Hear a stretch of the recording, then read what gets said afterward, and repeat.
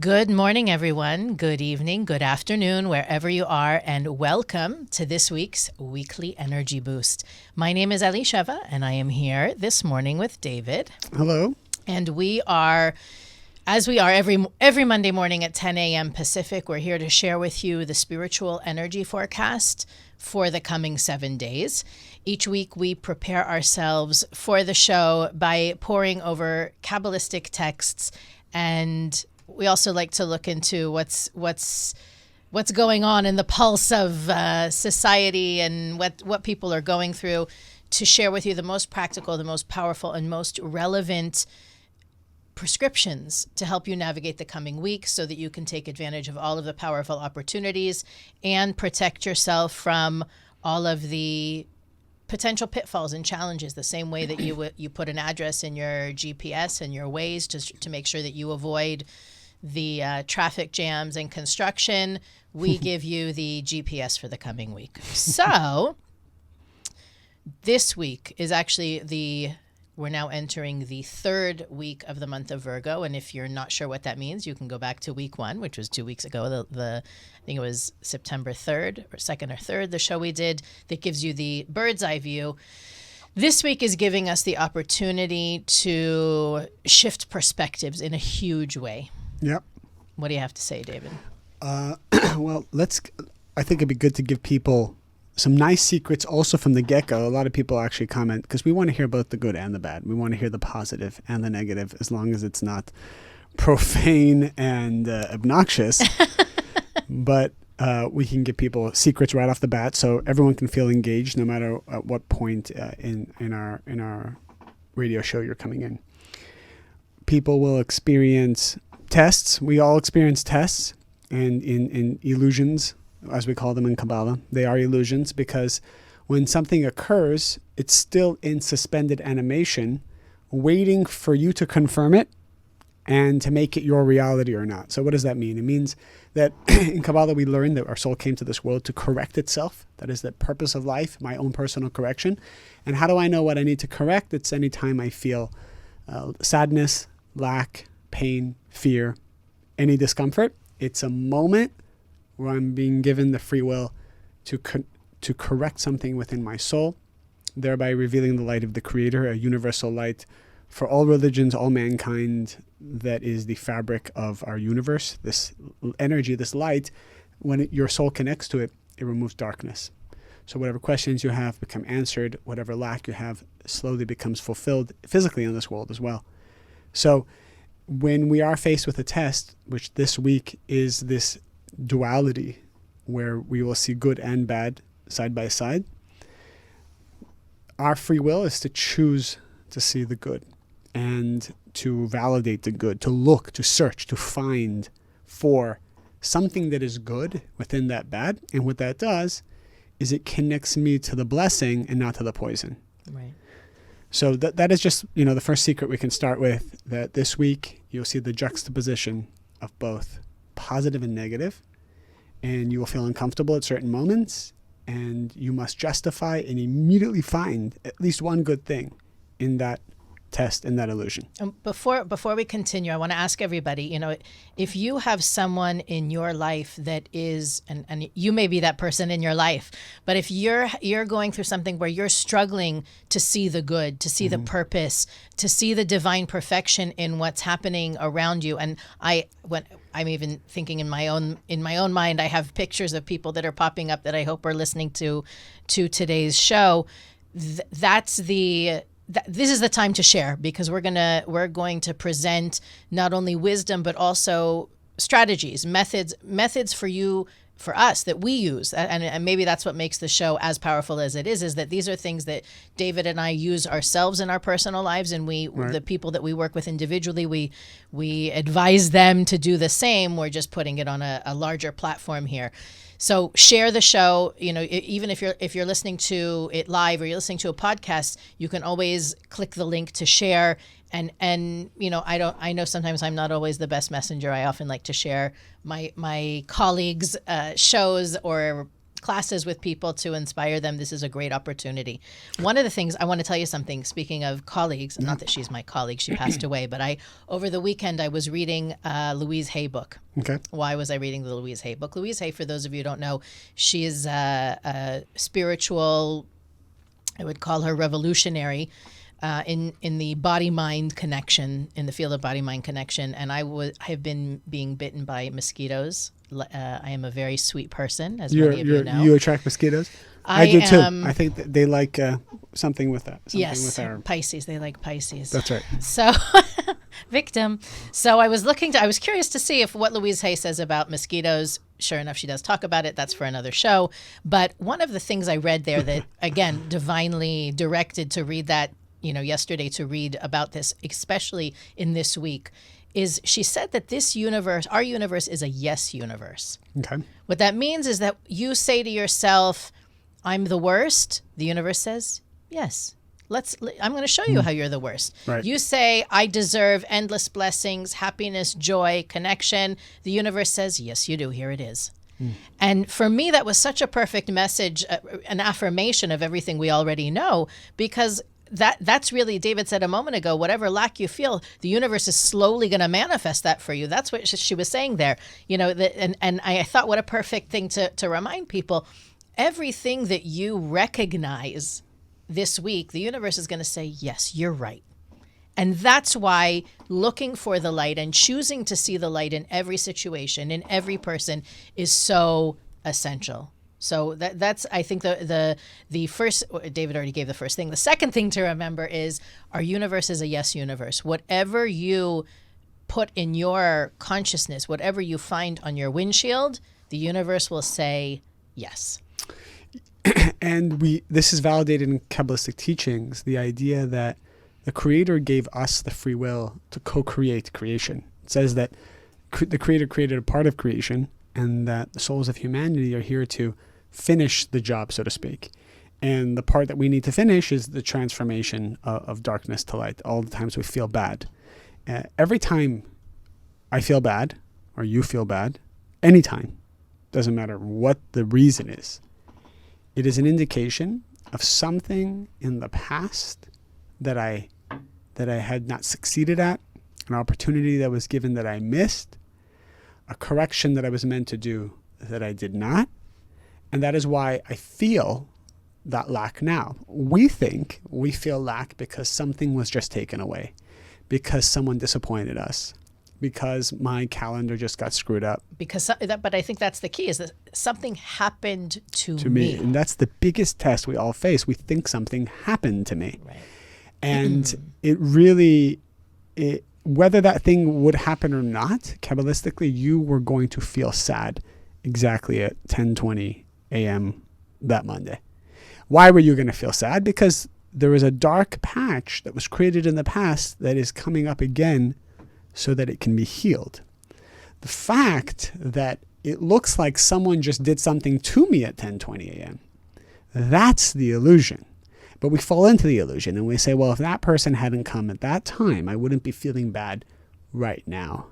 It's the hardest thing to remember. We were listening to it now and we're like, yes, that makes sense. I like it. It's very mystical. But when the moment comes and you feel bad, to just stop and say, okay, how do I heal this? How do I heal this thing inside me? And another tool that we can all kind of use, at the end of the day, we all just want to be connected to positive energy and positive vibes. That's the bottom line. It's very draining to be around negative people. It's very draining to be negative, even if you have all the right reasons to. It just doesn't work. It never has. It's showing more and more. We're all realizing it doesn't work. And we're all, that's why everyone's kind of escaping to something that is, some kind of instant gratification. But the only reason why people even need to have instant gratification, like vape, like vaping came to my mind. I see so many articles about it recently. Only reason somebody even needs something like that is because they've already connected so much to a negative vibration or stress or anxiety, and they haven't found a way to surround themselves with positive energy, whether that's positive people or positive circumstances, or even themselves choosing to see positive in every situation. Well, I wrote down here the 3 main areas where we find it the easiest to see darkness. Right now, everybody's going to have one that speaks to them more than the others, but I would say the top 3 areas in which it's easiest Okay. for us to see darkness is, number 1, our internal qualities, right? I'm lazy, I'm stubborn, I am the worst person, right? Those inner attributes that either nobody sees or maybe we're upset because everybody sees. That's Right. number 1. Number 2, which is what David was just talking about, our present challenges, right? Something happened to me, something isn't going according to plan, etc. And the third is our past mistakes, right? Those are the 3 areas where it's easiest to see darkness over light. And we want to hear from you. I think that's the thing that makes these podcasts, these shows great, is when we hear from you. Where is it hardest for you to see the light? And I bet that each one, from those 3 specifically, you may have a more specific area, and we want to hear that from you. But where is it hardest for you to see the light? Not out there. Don't look at, we're not talking about your television screen or the history books. We're talking about in your present life. Where is it hardest for you to see the light? We want to help you get there. Can I talk about something else? Or you Yeah, no. I was going to let you continue. So no, it's not a continuation. It's actually something that for me has helped me in different personal scenarios transform my perception of what's going on. I think that if we go to the present challenges department, Okay. and I'm getting, I get, if you're not excited to post your challenges in the comments, again, you could be listening on Facebook. We're also on Instagram. We have iTunes, Spotify, iHeartRadio, Google Play, Castbox, Stitcher. We're in all of those places. If you don't want to share them publicly, that's okay too. You can email us at energyboost@kabbalah.com. But I can say that with the present challenges department, and we have a technique for the past as well, but for the present challenges department, I think that what plagues people most is fear and worry. What's going to be? How's it going to be? What's going to, I want to see the end result right this second. The issue is that any time, and this is a deep Kabbalistic secret, I'm sure that I'm going to out some people with their true issues today when I say this, but if you have fear or worry about any situation in your life, it's because you're trying to control it. And anytime you're trying to control it, you're edging the light out. And I'm going to say that again because that's a really subtle nuance to everything. We're not saying be irresponsible and, say, well, whatever happens, happens. Right. But if you're experiencing worry or fear about a situation in your life, it's because you perceive that it's yours to control. And Kabbalah teaches that the less you try to control, we spoke about this in the last few weeks, the less you try to control, the happier you're going to be, and the more light you're revealing in the process. Let's be very specific about this. Be specific, David. Go to town. Because when you start to learn the foundational principles of Kabbalah, we learn that it's not so black and white, right? Do I let go? Do I work hard? Because many times on the show, we said if you really want to manifest something, you have to work really hard. You have to control the process. I know many people, myself included, that if I want something to get done, I'm going to take the wheel and I'm going to take control over the process, right? So what But when David Ghiyam takes control, that's different than trying to control the situation, right? Well, when David Ghiyam takes control, it's also a very draining process for David Ghiyam. If he's trying to control. So this is how you do it. And I don't know if we ever get the opportunity to plug in deep Kabbalah concepts. I will plug it in. 90% of you may not even know what I'm talking about, but I think it's sometimes good to talk about things that people don't understand. So the way the Kabbalists explain, and I hope this comes out right, is that we have 10 dimensions of light, and that we are the bottom dimension, the 10th dimension, here to receive energy. And so what we're supposed to do is we're supposed to draw all of this light from the upper world down to our world, this 10th dimension. And how do we do that? Through desire, through effort, and through pushing ourselves. Many people say they want something, but it doesn't actually constitute a desire until their actions follow suit. So I could say I want to have a body that looks good and healthy, but that doesn't mean anything until my actions also mirror what I'm saying, meaning I need to work out, I need to eat healthy, I need to sleep well, so on and so forth. So that's the first part. Controlling everyone must start to control every process, which is saying, I want something, and here I'm working towards it. Now, as you're working towards that process, and you're making sure to get up every day, and you need to control your schedule, and you need to control what you eat, and you need to control. That's discipline, though. It's We're not discipline. talking about micromanaging. We're talking about discipline. Well, yes, and the truth is, you got to discipline and micromanage yourself to make sure it happens. That's something you can't. You're welcome to micromanage yourself, but no one else. Okay. So when you let go, that's the question. Because some people say, well, I'm just going to let go, not go to the gym today. That's not how it works. The let go is every time you start to feel anxiety. I'm simplifying it. As soon as you start to feel anxiety, you got to let go in your mind first. Doesn't mean you always have to let go physically.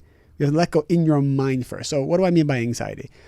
Let's say you have a discipline of going to the gym every day and you know it's part of your routine.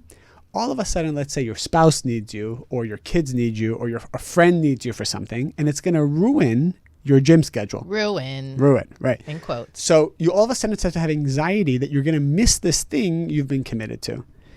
At that moment, as soon as you start to feel anxiety, it means that you're overly attached to a situation and that the Creator is sending you an opportunity to let go. Now, you don't have to let go of the whole thing. You're not throwing the baby out with the bathwater. You're not just saying, well, I guess I didn't go to the gym today, so I'm just screw everything. I'm going to eat poorly. I'm going to do everything poorly. No. You just got to let go in your mind and say, you know what, it's okay. It's okay if none of what I want to do is going to get done. And this is a dance that happens almost every minute, every hour, every day. You got to work hard towards something, push with all your heart. The Creator will send you an opportunity to show you you're controlling too much. You start to feel anxiety and stress, you take a step back. And you say, all right, I completely let go. And maybe a minute later, 5 minutes later, an hour later, or maybe a day later, you start pushing again. And you keep going back and forth. And this is also how conversations are with people. Mm-hmm. When I'm talking to someone and I'm trying to prove a point and it starts to get heated, or I start to see I'm too invested in the conversation, I got to step back. I got to become a listener instead of a speaker. I got to let go of everything and see what the other person has to say. In conversations, you see people just are always trying to talk over each other, trying to shove the point without even listening to the other person. So I think this is a it sounds almost, it's actually very simple. Push hard, let go hard. Push hard, let go hard. When do you let go? As soon as you think it's consuming you, let go. As soon as you see you're okay now, push forward again. And you got to keep doing that over and over again. And that relieves the stress, that relieves all the negative energy. If you don't let go, you're holding on to it constantly. In fact, that's how sleep is. That's why we sleep, because when we sleep, we're actually letting go and the body's healing. And then what happens when we wake up in the morning? You can't keep sleeping. That becomes negative. You got to work hard and then you got to let go. I never thought about it that sleep. Way. You got to work hard and sleep. Because you have to have a let go process. And if you don't let go, the body can't work hard anymore and then becomes dysfunctional. Deep Thoughts by David Ghiyam. No, the truth is that, we're getting a lot of different comments from people on where it's hard. Tons of comments. It's really Let's great. Start going I want to go through them. I want to point out one quick thing, both about what you said. There's a theme there. Yeah.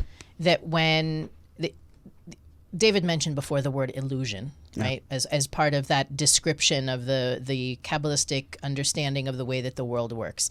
Two of the biggest sources of illusion are time and space. Okay. Right? Yep. When something isn't happening according to my schedule, when someone isn't doing what I expect or they said that they would, and when my desires aren't manifesting either when I want them to or the way I want them to. Yeah.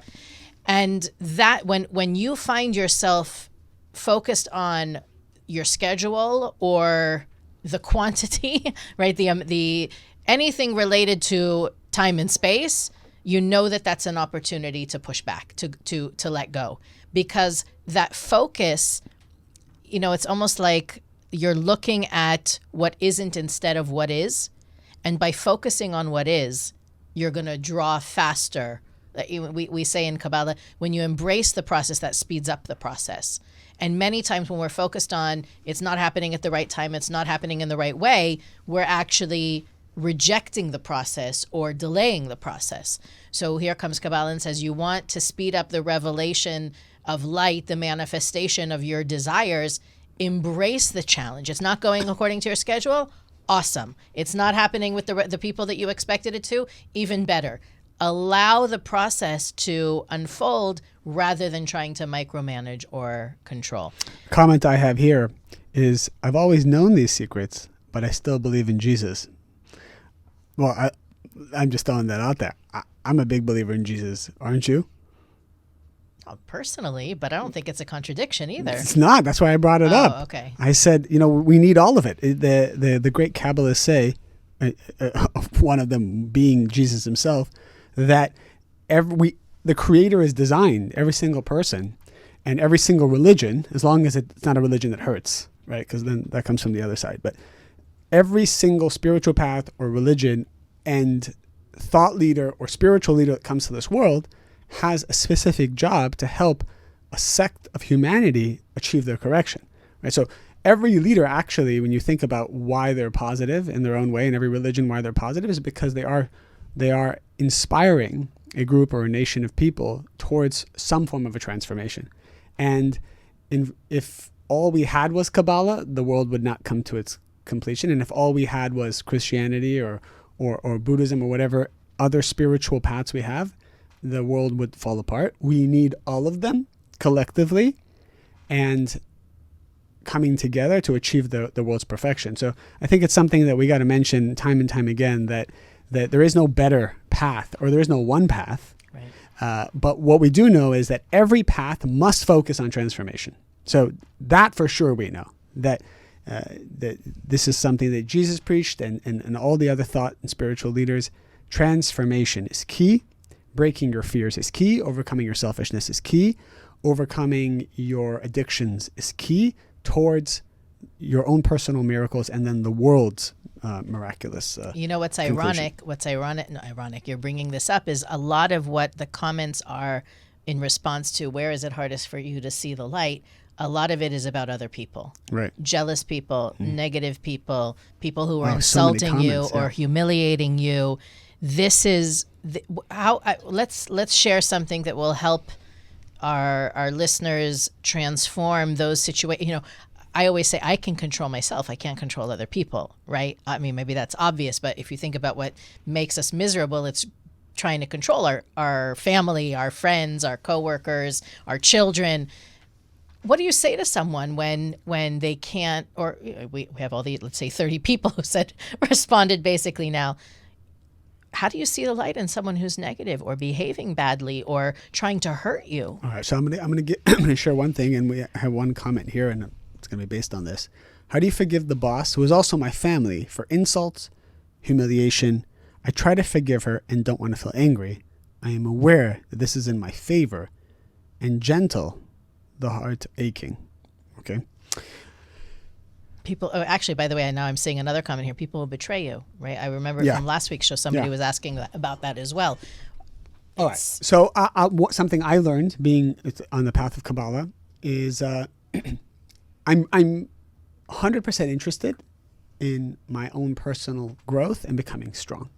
So anything that's going to make me strong and more connected, I'm excited about. Why is that good? Because when all the good things happen, Kabbalah's taught us, Kabbalah's taught us how to translate those positive things in a way to become stronger, not weaker. Because sometimes when positive things happen, we become weaker, right? When we get the result we want, we become weaker. It's kind of like, and this is scientifically proven, the woman running through the forest, running away from her attacker, all these movies. She's running for miles and miles and miles. And all of a sudden she sees her rescuer, like she sees the cop. At that moment, that's when she becomes the most weak, and she collapses right in front of him. But she was able to run for miles and miles and miles, right? And all of a sudden, when she sees redemption, she passes out. So that's what happens to us. We're very strong often when we're going through challenges, and as soon as we get what we want, we become weak, we atrophy, and we start to retire. So Kabbalah has taught me how when something positive happens, how to translate it as a stepping stone to the next level, as opposed to the thing that atrophies me. And if you're asking, well, what is one way to do that? It's simply by knowing that every time you receive, it takes you a step back. Every time you get what you want, you're actually starting to move backwards. At that exact moment, you start to decay as soon as you get what you want, unless you know that. And as soon as you receive something, you say, wow, I appreciate this. Now let me make a mental note of how I can use this to go to my next level. The carrot dangling on the stick. You have to remember that the stick is tied to you. Right. So you've got to, in order to get close, you've got to be in constant motion in order to get the carrot moving closer to you. All right. So this is the first secret, because if we don't know this one secret, we're not going to have as many positive things happening to us. Because every time something positive happens, we're telling the universe, we're telling the creator, every time you send me something great, I'm going to slow down. And every time you send me something, like you send me a great relationship, I'm going to become a worse person. Because I see a lot of people, once they get in a relationship... maybe not worse person, David. Complacent. Well, yeah, that's what I mean. It's kind of like... it's resting on your laurels. The 6 months towards the wedding, right? Go a little bit. How people are the 6 months before their wedding. It's amazing. It's amazing how incredibly inspired they are to be the best version of themselves. And then after they receive... And when David says after the wedding, that can be that can be metaphoric for anything. The promotion, the big move, the award ceremony, whatever it is. In Kabbalah teaches over and over and over again in different ways. The reward is not a reward. That's correct. Don't look at rewards. Our universe is not one of reward and punishment. It is of cause and effect. What that means is that what you put out there is going to come back to you. So if you get that reward, quote unquote, and then you sit on your tush and enjoy the accolades, you're putting out there that you don't need to make an effort. And then what that does is it increases your need to make the effort. And you know that a positive result is taking you backwards if it starts to lessen your desire. Right. It's lessen your craving, and you wake up with a smaller desire, smaller craving. So we need a shift in consciousness. And then on a parallel note, as a boss, as a parent, as someone who's in the role of giving, your job will be that you should always give in a way that inspires more work and doesn't inspire laziness. And I'll give you an example. In the business world, many times I talk with people, how can you set up compensation for your employees in a way that inspires but doesn't satiate? Doesn't satiate, right? So someone told me something very smart where there was a deferred bonus program where this year you received the bonus of, let's say, $50,000, but you're only going to get 10 of it this year, and you'll get 20 of it next year, and you'll get 30 of it the year after that. I found that to be great because David is not a mathematician. That's 60,000 total. He is a Kabbalah teacher, not a math teacher. Let's go on. That is 60,000 total. And that's fine. How impressed would you be as an employee if that's what happened, right? So, but the idea is to always set things up to allow people to have the constant craving and desire. And when you give too much to someone, you actually ruin them. You ruin them because you take away the support system of them having a desire. Giving someone a desire is more powerful than giving them what they want. Totally. Can we say that again? Giving someone a desire for something is more powerful than fulfilling their desire. Okay, so that was the parallel. Now, I'm reading Or's comment. I've also learned through Kabbalah what happens when somebody insults you or humiliates you, or I think that she gets it intellectually. I think we're now talking about how to let go of the emotional charge. How to really, we're going to talk about that, by the way, next week. The next week's show is about forgiving others, right? I think. Is it? Yes, next week's show is about forgiving others. So if you're holding on to something about forgiving others, that's the show for you. So a precursor to that is the way you can release the negative emotions from the hurt and the pain and the betrayal is only when you understand that it was positive. The only way in your mind that you can translate that it's positive. So we learn in Kabbalah, for example, when somebody says something bad about you and you don't react to it, it actually takes away a lot of your negativity. And when you know that, you get excited. Obviously, it's still painful, but you're not angry about it anymore. You realize, I'm very happy that actually, now that it's happened, I'm just going to get excited about it and know that it has removed something negative from my life. And sometimes the universe and the Creator sends people to speak bad about us in order to cleanse us of something negative. Even if that bad thing wasn't true, we should still embrace it and say, you know what, it came from the universe, it came from the Creator. I'm not going to get upset about it. I'm just going to let it cleanse me. Because we get all scared. We get scared when people say bad things about us or bad press about us. The Kabbalists teach that if somebody is talking bad about you, it's a good sign. It is a good sign because the Creator doesn't... It's so funny because when the person becomes very successful, like we said, it can be very dangerous. So the Creator sends people to say bad things in order to bring a little bit of humility and bring down the ego of the person so that they can sustain their success for longer. Okay, let me ask you a question. I also want to make sure we talk about seeing light in negative situations from the past. If you're in a situation with somebody, you feel they're judging you or they're jealous of you. Yeah. Do you stay or do you walk away? All right, great question. If I feel someone is jealous of me, there's two types of jealousy. There's a jealousy where they're inspired, like no, this is not the inspired flavor. This is the I wish you didn't have it. Yes. Okay. I stay away from those people. Okay. And I don't tell those people the details of my life, and I will not share my successes with those people. It's the jealousy where they want you to suffer, and they can say they love you, and they can be in a position where they're probably supposed to love you. It could be family. But if I even can sniff something like that, I stay very far away. Okay. It says you should not even break bread with a person like that. You must stay away from people like that. Okay. Now we only have, we have about 50 minutes left. Let's talk about we talked about seeing the light in present opportunities. Let's talk about seeing light in the past mistakes. Right. Okay. That's also very hard to do, especially we've spoken in the last few weeks about it. And I even remember some people sharing, you do your best with what you've been given, but sometimes you did your best and yet someone was still hurt. There was still loss. There was still pain. Mm-hmm. Let's share the approach to, well, first of all, I think you said it last week. I was going to say, let's share the approach to transforming and using those opportunities from the past to reveal light. But first of all, it's important to remember that you reveal more light by being a negative person who transforms. That's right. Than by being a good person who's never done anything wrong in their life. Okay. That it's the greatest revelation of light revelation is in the growth, in the shift, in the transformation, not in the just being angelic all the time. And that's why so many people who have chaos, they say, well, I haven't done anything bad.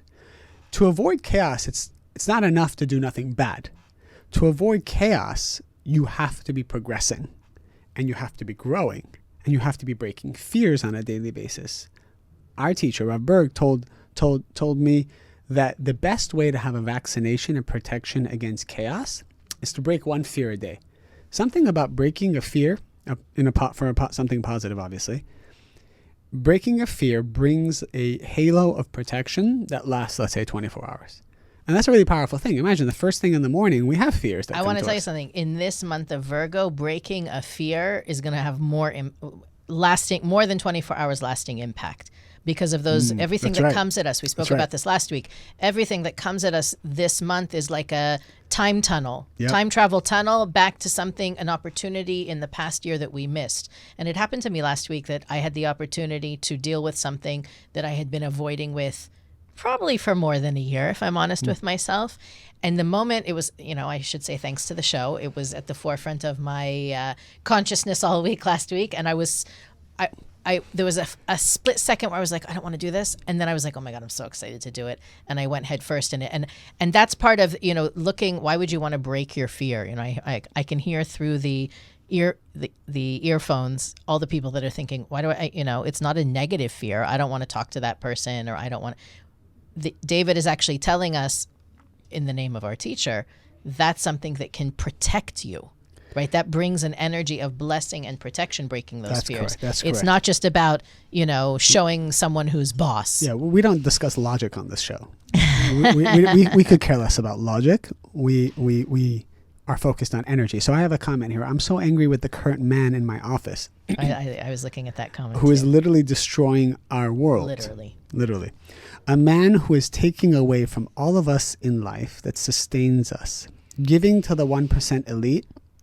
What can I do to ease my negative thoughts about it? You know what really stood out about this whole sentence? Because it's not what people say. It's kind of the energy behind it that reveals the tikkun. Which phrase do you think stood out for me? From all of us in life that sustains us. Oh, that's a good one too. I mean, each one says something about tikkun. Obviously, we're not saying something negative about it, but no, this is beautiful. We're trying to solve this problem for the person. It's not just for the person. This is a great illustration of how our thoughts create that. That's right. Movie. That's right. What this whole movie that he or she is facing, without saying the name, it all stems from this line: giving to the 1% elite. Whatever emotion and that trigger that has 1% elite. I mean, it sounds like there's some tikkun there. There's a correction there. That there's something that you feel bothers you about this, whatever we call this 1% elite. And whatever pain is there, if you go to the source of it, it is the reason why this current man is in the office destroying your world. So something has to be healed regarding the judgment or the fear or the negative outlook of whatever this class of the 1% elite is, as he or she is describing it. Mm-hmm. Because at the end of the day, it's not about the logic of what's being written here. It's about, how do I connect my soul to the light so that the Creator doesn't even put me in an office with a man like that. And it has to go back to healing whatever is there with that 1% elite. So if you have a judgment towards, let's say, the elite or the non-elite or a Republican or a Democrat, whatever judgment we have, we'll keep attracting chaos in that area until we heal it, until it's not something that bothers us anymore. I think for many of us, we look at a situation like that as not fair. Mm-hmm. And this seems to be also a theme that's been coming up the last few weeks. One thing I have kids at home, and eventually they argue, they fight, they might even smack each other around a little bit. Mm-hmm. And the answer you always hear at the end of that is, who started it, right? I'm always going to find out who started it, because that clearly seems to be the most important fact in what happened. However, I always tell them, the universe hits harder than any of us can. Nice. And for you, I think his name is JD, your point, I'm sure from your perspective, you are correct. What you're saying is true, but know that everything, the big brother is watching, and the universe is a lot better at doling out karma than any of us could ever be. And that, in a way, gives me peace of mind, knowing that I don't have to be busy measuring who deserves and who doesn't deserve and what's fair and what's not fair. There is a whole system upstairs that takes care of that. And if you can't see it, the judgment being exacted, the sentence being handed down, that doesn't mean it's not happening. And we don't say in Kabbalah to be passive, and we don't say to just take the blows and take the criticism, take the insults. That's not what we're saying at all. We're actually saying how to be as strong as possible. There's a time to go to war, a positive way, to confront a situation. And there are times to take the pain and become long-suffering, meaning you allow the pain to make you stronger. Everything comes back down to not reacting to the scenario. When something's bothering you, you don't react. When you're no longer bothered, you confront. It's not just about letting things happen. And reactive doesn't mean responsive. It means the situation or the people are controlling me. They're making me feel or behave or speak this way or that. And if we're honest with ourselves, 99% of the time, we're reactive. We're allowing the political climate, the financial situation, the person in the office, the person at home, making us feel this way or that. The greatest strength we have is to take back that control and decide, this doesn't have to affect me. I can choose how it affects me. It can be, and I mean, we're getting more comments from people talking about, negative family members, hateful people. The greatest revenge is not letting it affect you. That's the most powerful response. People often ask, well, when will I get what I want? A person, and this has happened time and time again, and this is the truth, that as soon as you rise above something, that's when you can receive it. As soon as you can rise above this contentious situation with your family, meaning it's not something that affects you, it's just something that's there, doesn't affect you. You're there, they are upset, they are saying nasty things, they are being hurtful. It doesn't affect you because you're above it. At that moment is when you are redeemed and you receive the redemption of it. As soon as you're not bothered by being single or not single is when the fruits of a relationship come. As soon as you're not affected by your fears around money or not having it or having it or whatever, that's when the abundance comes. So everything always comes as soon as you rise above it. And in Kabbalah, we're learning, well, how do you rise above something? It's to aim for something that's greater, then you rise above it. So in Kabbalah, we learn about this whole spiritual world. It has a perfect system and all these rules. So we live our life according to this spiritual system. We automatically rise above the chaos of the physical world. Right. Because people are trying to rise above the physical world, but they have nothing else to hold on to. No, that's why. That's what's so powerful about what we're learning. The turn the other cheek and eye for an eye are in the same universe. Because the universe takes care of the eye for an eye, and we're here to turn the other cheek.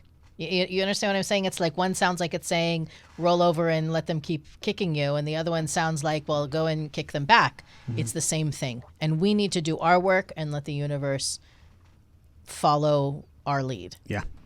I want to talk about the past. We're running out of time, and I think that this is we're going to give people a really powerful tool, right? We're going to give you delete the past. It's not only to delete the past, to take the darkness of the past and use it to reveal light. Have you done anything in your past that you're not happy with, that you're ashamed of, that you know it's still affecting you today? Maybe you hurt somebody 3 years ago and it's still affecting the relationship today. We're going to give you a tool right now. And maybe you know somebody who is stuck on something that happened in the past, doesn't let it go, doesn't forgive themselves, feels guilty, beats themselves up every day. You can share the show with them, tag them in the comments, share it with them. But let's imagine if the entire world let go of every single person on the planet let go of one thing from the past this week. What a change in the world that would be. I used this tool last night. I'm trying to do it every night in this month. I sat on my bed and I use this tool. It's a 4-step tool. I have one version of it. You probably have a different version of it. And it's so powerful because you get to go back to the future. You get to go back in time, change something that maybe happened. I thought of something that happened 15 years ago, and I went and I just deleted it. I removed it and went back to the files. I deleted it. And then I'm curious to see how the butterfly effect affects it positively today in my life. But we all have these little negative seeds and cancers from the past that are just still growing and festering, right, and showing up today in the future. So we're going to give I have 4 steps. I don't know if you want 4 steps. You have 4 steps. Okay, so I'll give you my 4 steps. No, let's go step by step, and we'll say it 2 different ways, so we'll reach 20 million times more people. Fine, I'm starting though. Go. 1, 2, 3, go. First step. We call this Kabbalistic repentance or spirit. The word for repentance is wrong in the English language. It means to return. So we're going back in time, deleting, and then coming back to the future. Right. Step 1 is to stop the actual negative action. So whatever it is that you did in the past, if you want to delete it, so can we give an example? What's a good example of something negative somebody probably did in the past? Gossip. Right. You said said something about someone in the past that led to hurt, loss, pain, etc. And I think that everybody is guilty of that in some way, shape, or form, knowingly or unknowingly. Some way, shape, or phone. Yes, exactly. Texting, the moment texting was invented, or instant messaging, that Okay. Negativity multiplied by like a gajillion. Okay. So if you want to go back in time because you said something that caused maybe two people not to get married, and then the creator told you that if they had got married and had a child, that child would bring peace to the world. So all because of you, your gossip. David is not extreme at all in These his two examples. people decided not to get married and instead live lonely, separate, depressing lives. Angry lives. All because you decided to interject yourself and give your opinion about both of them. So now you realize that you pretty much destroyed the world and you want to go back 4 years ago to the moment you had this gossipy conversation. First off, you can't go back in time. You're not even allowed to go back in time until you've made a decision today to stop that action. So you can't go back and say, I want to correct that gossip as I still gossip, right? That doesn't work. So whatever you want to delete from the past, you actually have to stop doing it today in order to be granted what's that Back to the Future car? DeLorean? The DeLorean? DeLorean. If you want to get into the DeLorean and go back in time, your ticket is to stop it. Just stop it. You have to stop. Okay, step 2. Okay. We're running out of time. Step 2, to feel the pain right. of what you did. So you actually have to feel how you destroyed the world through your gossip in that scenario and really feel it. Step 3 is to confess it. Confessing it doesn't have to be to a person. It can be saying it out loud. Just saying it out loud. Making a list, writing it. One of the things I do in this month of Virgo, and luckily it's not in this notebook that I bring to the show with me, I write down everything that I can remember, because I read that everything I remember, the universe deletes, and everything I forget, the universe remembers. So I keep even if it's the smallest thing. I looked at someone the wrong way, it ruined their day.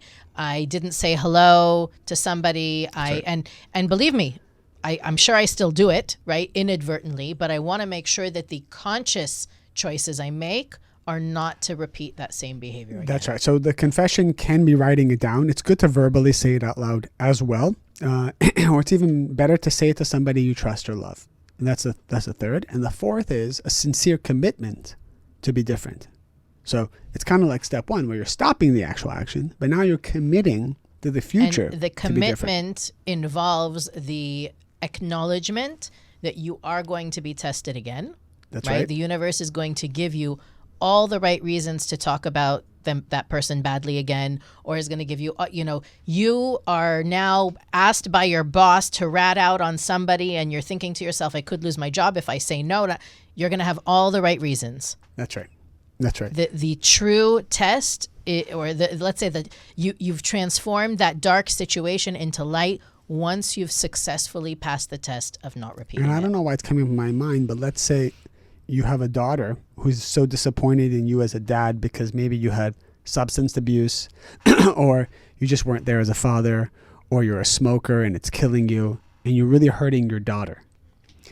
Well, how do you go back in time to heal your daughter from all the years that you hurt her with your drug, smoking, whatever abuse? Is you actually have to stop it, right? So you have to stop it today. And then you have to do the steps, feel the pain of what you did, confess it, even confess it to your daughter. And then for the future, realize that you will be tempted again to go back to the drugs, back to the smoking, back to being an absent father. The vaping. you even though today your ego is so broken that you don't crave to do that, things will get better. Your daughter will start to love you again. Life will seem... voice inside will tell you it's not the same thing. It's not. It's different now. I'm different. I'm different. Things are different. Exactly. We're over this. We're beyond it. On behalf of the universe, let me tell you, girlfriend, it's the same thing. I don't care if you're a dad who's smoking or a woman who's gossiping. Don't sell yourself short. It is not worth it. Don't go back to it. And the biggest reason why we do go back to it is because we're afraid of not having pleasure. So the opponent tells us, hey, you need this pleasure right now. And we get afraid that, oh my God, if I don't take this pleasure, I'm never going to have pleasure. And that's a lie. And then it's controlling you. Something again outside is controlling you. Just break it, and then you'll see the new pleasure waiting. But you're not allowed to see it until you break it. On that lovely note. One more thing. I don't know what you did or our audience did, but we had like 5 times the amount of views this week than we've ever had. Last week. You're predicting the future now. I'm sorry, last week. Yes. something. So this week it's going to be 20 times. Something. Usually we grow by, a couple hundred, maybe 1,000 people a week. I think we had an additional, 10,000 people watch or listen to our show. It's incredible. It's your guys' support of sharing, of commenting, of creating engagement, letting other people know about it. I think also next week, let's inspire people to do watch parties. I think the watch party. Yeah, there's a new thing on Facebook called Watch Party. Do a watch party with your friends. If you do then you don't have to share it directly. Yeah. Facebook is just going to tell your friends you're watching it, and they can join in. I think the watch party is causing a more of a viral situation to occur. Viral epidemic. Yeah, and it's probably even better than sharing it. You can share it, but doing the watch party is going to get so many people engaged. 10,000 more people. That's crazy. Listen, 10,000 more people revealing light in the world this week, guys. Go to it. Thank you very much for that. You can share it on Facebook. We're on IGTV, YouTube, iTunes, Spotify, iHeartRadio, Castbox, Stitcher, and Google Play. We are going to continue to answer your comments throughout the week, so don't hold back. We want to hear what you're going through, and we're here to support you. Share with... Everybody's like, what's a watch party? Share with as many people as you can, and we will see you next Monday, 10 a.m. Pacific on the Weekly Energy Boost.